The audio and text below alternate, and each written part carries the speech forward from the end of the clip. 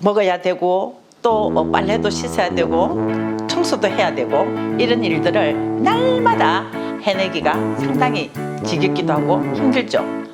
이런 일들을 간단하면서도 또 즐겁고 또 비용도 적게 들고 건강과 또 위생이 잘 챙겨줄 수 있는 그런 팁을 여러분에게 오늘 하나씩 알려드리겠습니다.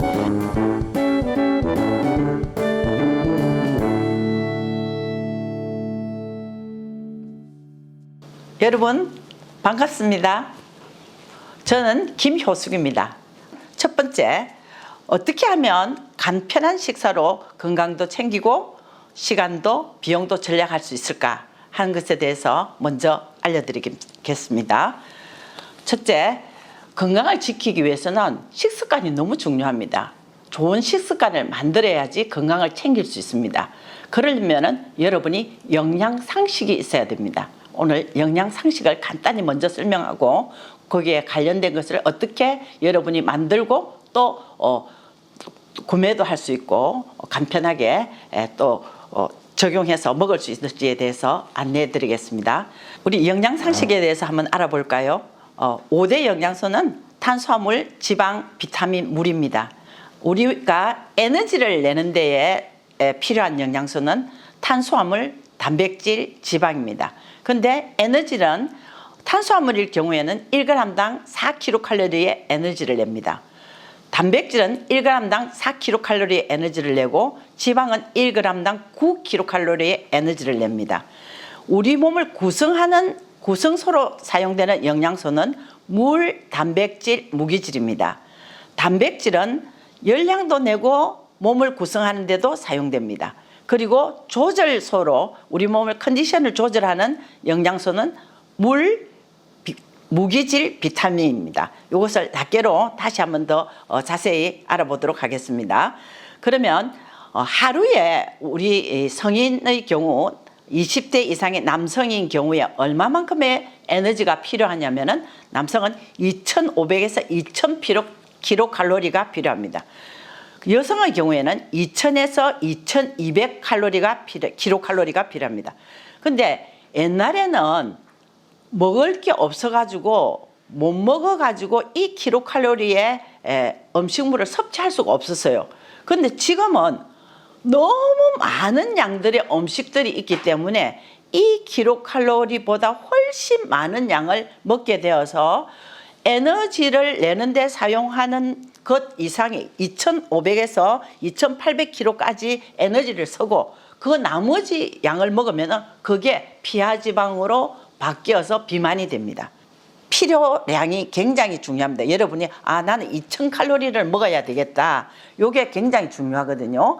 그러면은 얼마만큼 먹어야지 그 양이 되는가에 대해서 이제 또 다시 밑에 한번 설명하도록 하겠습니다. 그래서 우리가 영양소를 섭취하기 위해서 필요한 식품과 필요량이 얼마인지 자세히 또 알아봅시다.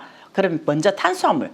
탄수화물은 하루에 식사에서 탄수화물을 통해 가지고 먹어야 되는 열량이 45에서 65% 정도를 탄수화물로 먹어야 됩니다. 그러면은 우리가 2,000칼로리의 경우에는 한 하루에 900kcal 정도만 탄수화물로 먹어야 됩니다. 이 이상 먹으면은 아까 말한 비만이 되는 거예요. 그래서 그런데 이 라면이 몇 칼로리냐면은 이게 여러분이 이 인스턴트 식품에서 보면은 영양 정보라 해가지고 이걸 다 볼 수 있도록 되어 있어요. 이걸 참고로 하면 굉장히 도움이 됩니다. 여기에 보면은 라면 한 개가 500kcal예요. 근데 하루에 여성인 경우에는 900kcal의 탄수화물을 먹어야 되는데 이거 두 개만 먹어도 탄수화물 양이 훨씬 오버가 되는 거예요.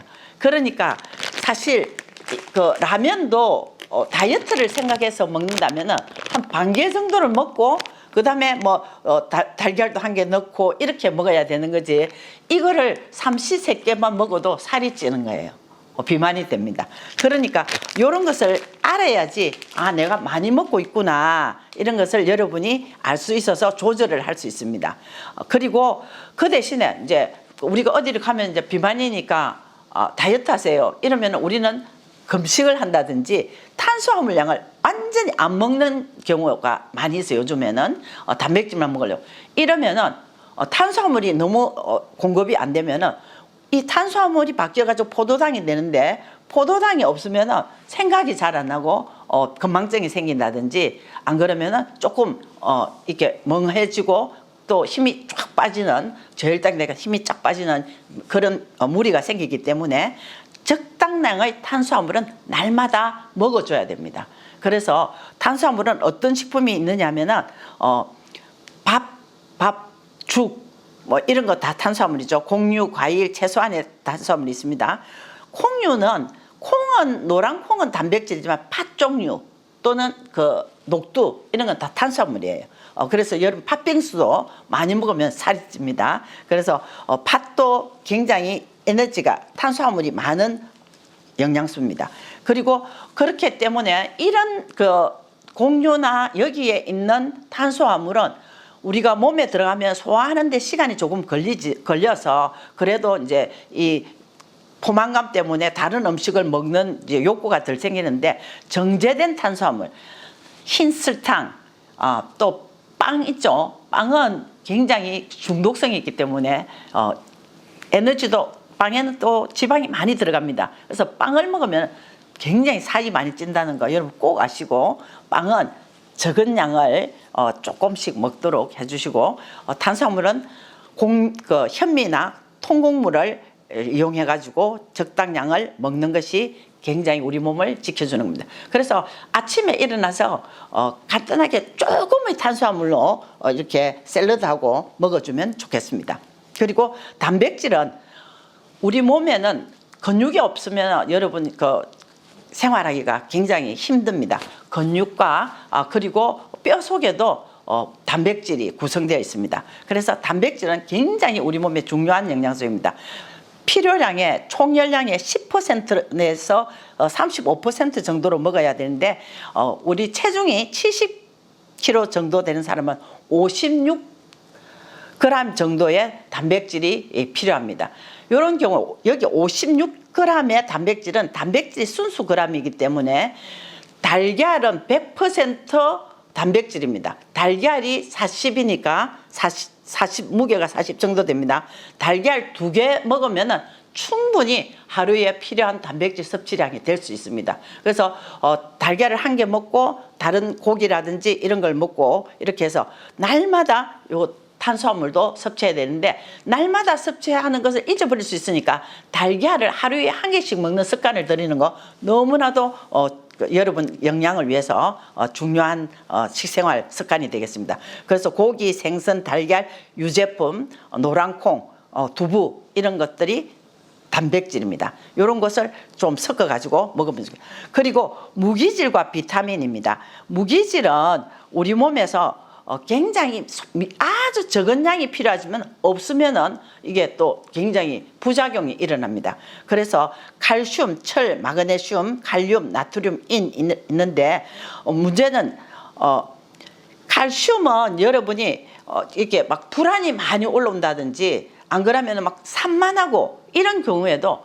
칼슘이 너무나도 중요한 영양소예요. 그래서 우유를 밤에 잠이 안 온다 할 때 따뜻한 우유를 마신다든지 이래서 내가 너무 들떠가지고 좀 있다 이럴 경우에는 칼슘이 먹으면 훨씬 안정이 된다는 걸 느낄 수 있거든요. 그래서 평상시에 칼슘은 여러분이 꼭 섭취를 해주면 좀 안정감 있게 집중력 있게 생활할 수 있으니까 칼슘이 들어가는 음식은 뭐 치즈나 우유 이런 것이니까 우유나 치즈를 꼭 적당량을 먹는 게 좋겠습니다. 그리고 여성들의 경우에는 생리를 하기 때문에 철분이 꼭 필요합니다. 그 철분은 달걀에 노른자에 많이 들어있어요. 그래서 달걀을 1개씩 먹는 게 굉장히 여러분한테 중요한 영양 섭취입니다. 그래서 달걀은 가격도 너무 싸서 달걀을 많이 먹도록 해주세요. 많이 갈고 1개씩 날마다 먹을 수 있도록. 그리고 달걀을 후라이를 해 먹으면 지방은 1g당 9kcal가 되면 나는 너무 살이 쪘다. 그러면 후라이를 자제를 해야 됩니다. 후라이를 하지 말고 이렇게 쪄서 먹든지 안 그러면은 삶아서 먹으세요. 삶아서 먹든지 그 달걀찜을 해서 드시든지 그렇게 해서 달걀 한 개 먹는 거 꼭 추천드립니다. 그리고 문제는 우리는 나트륨입니다. 나트륨은 이 라면에 있는 나트륨의 양이 여기 1760mg인데 하루 필요량의 88%예요. 이 라면을 국물까지 다 먹으면은 하루 필요량의 88%의 나트륨을 다 먹게 되는 거예요. 그래서 나트륨을 많이 먹으면은 성인병의 원인이 됩니다.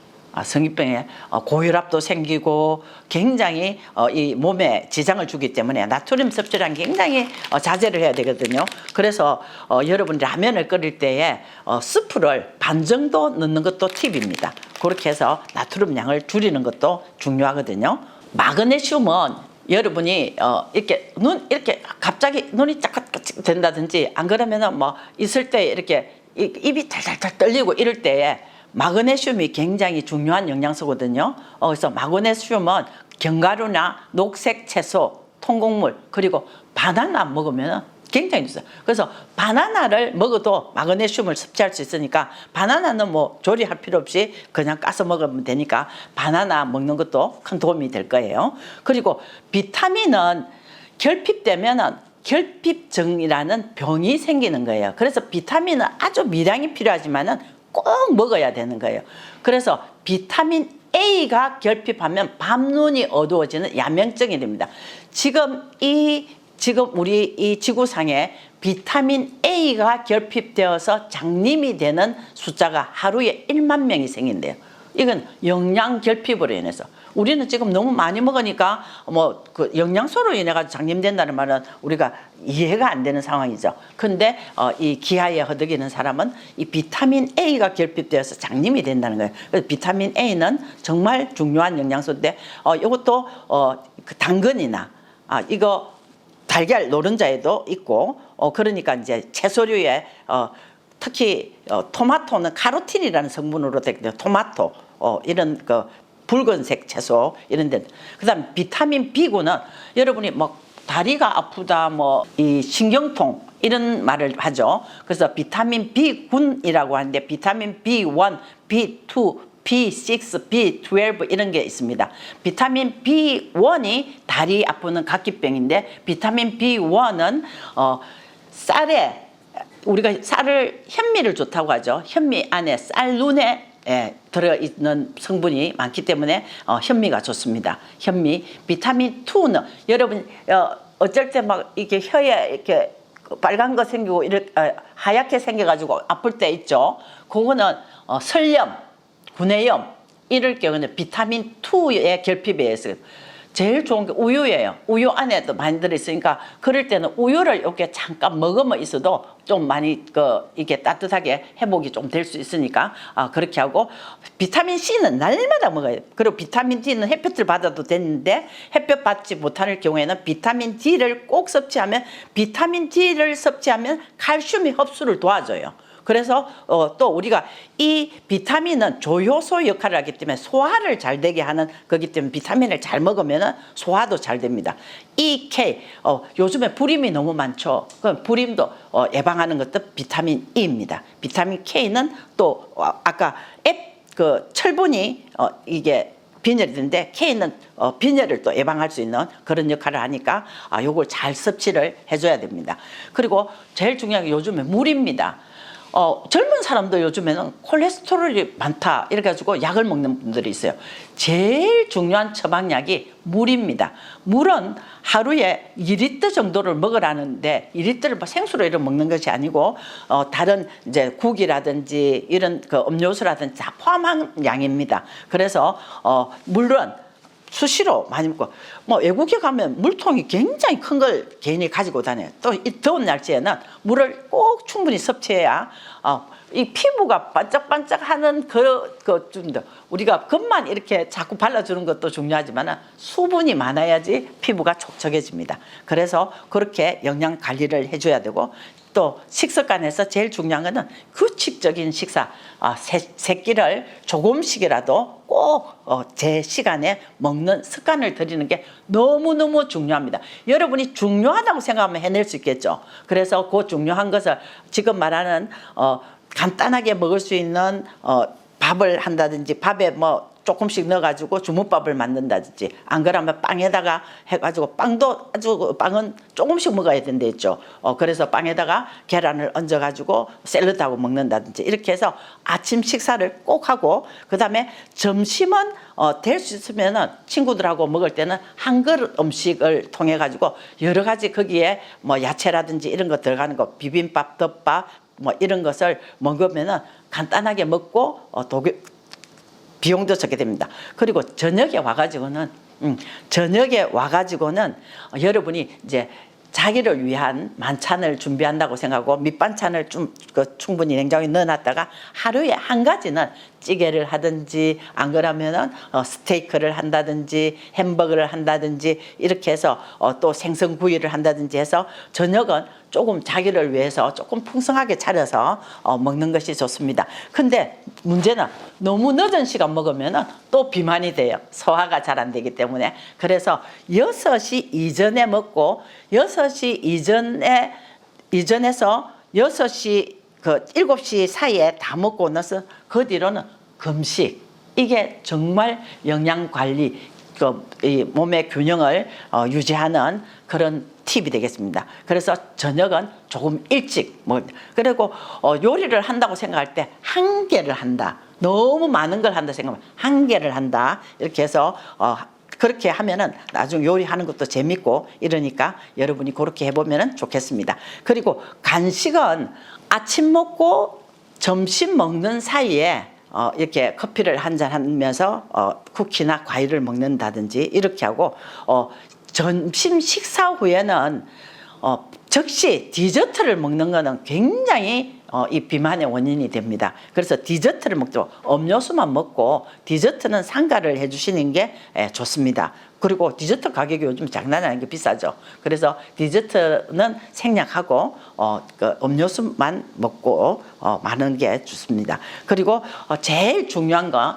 저녁 식사 후에는 공복을 유지하는 거. 그래서 하루에 저녁에서 아침까지 일어나서 공복을 유지하는 시간이 10시간 이상 되면 되게 이제 쾌적한 상태에서 아침을 시작할 수 있다고 합니다. 그래서 여러분이 저녁 늦게에 야식을 먹는다든지 안 그러면 너무 늦은 시간에 식사를 하는 거는 조금 자제하는 습관을 가지는 게 좋습니다. 그럼 아침에 딱 일어나자마자는 여러분이 딱 시작하면서 뭘 하냐. 물 한 잔을 먹는 습관. 이거는 정말 길러보세요. 아까 물이 너무 중요하다 했죠. 물을 한 잔 먹고 그 다음에 이제 위에가 뭔가 좀 세척이 된 상태에서 그리고 위에 뭔가 이렇게 차여지는 것이 희석된 상태에서 일과가 시작하는 거 이거 너무 중요한 영양 관리이고 건강 관리입니다. 그래서 아침 식사하기 전에 아침 일어나자마자 물을 한 잔. 물은 될 수 있으면 너무 냉수를 먹지 말고 이런 온도하고 상온에 있는 물 온도가 적당하다고 하니까 그 온도의 물을 마시는 게 좋습니다. 한 잔 마시고 일과를 시작해 보십시오. 그러면은 여러분이 영양과 건강을 잘 지킬 수 있는 그런 식생활을 할 수 있을 겁니다. 여러분 그렇게 한번 해보는 게 어떻겠어요? 그래서 여러분 건강한 몸, 또 균형 잡힌 몸매 간직해 보시기를 바랍니다.